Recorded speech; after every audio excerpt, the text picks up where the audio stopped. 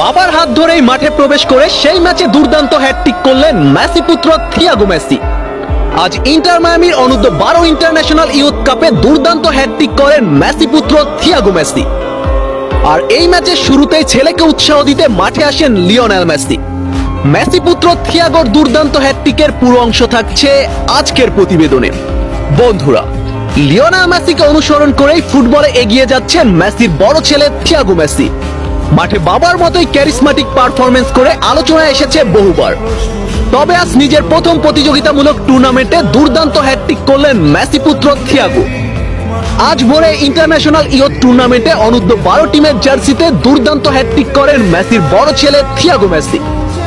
তবে অবাক করার বিষয়, ছেলেকে উৎসাহিত করতে এই ম্যাচে মাঠে উপস্থিত ছিলেন লিওনেল মেসি। ম্যাচ শুরুর আগে ছেলের হাত ধরেই মাঠে আসেন মেসি। এছাড়া মেসির সাথে মাঠে প্রবেশ করেন লুইস সুয়ারেজও। বন্ধুরা, তবে ম্যাচ শুরুর আগে দুই দলের খেলোয়াড়দের উদ্দেশ্যে সুন্দর একটি বক্তব্য রাখেন লিওনেল মেসি। মেসি সবাইকে জানান বিভিন্ন প্রতিকূলতার মধ্যে তার ফুটবলার হয়ে ওঠার গল্প এবং প্রতিটি খুদে ফুটবলারকে স্বপ্ন দেখান বিশ্বসেরা ফুটবলার হয়ে ওঠার জন্য। আর এই ম্যাচেই পিতাকে অবাক করে দিয়ে দুর্দান্ত হ্যাটট্রিক করেন মেসি পুত্র থিয়াগো। বন্ধুরা, আপনারা অনেকেই জানেন মেসির মতো 10 নম্বর জার্সি গায়ে জড়িয়ে মাঠে নামেন থিয়াগো মেসি এবং দলের ক্যাপ্টেন্সির দায়িত্ব পালন করেন তিনি। অদূর ভবিষ্যতে আমরা এক মেসির যোগ্য পুত্রকেই পেতে চলেছি। থিয়াগো আসছে ফুটবলে বাবার মতো রাজত্ব করতে।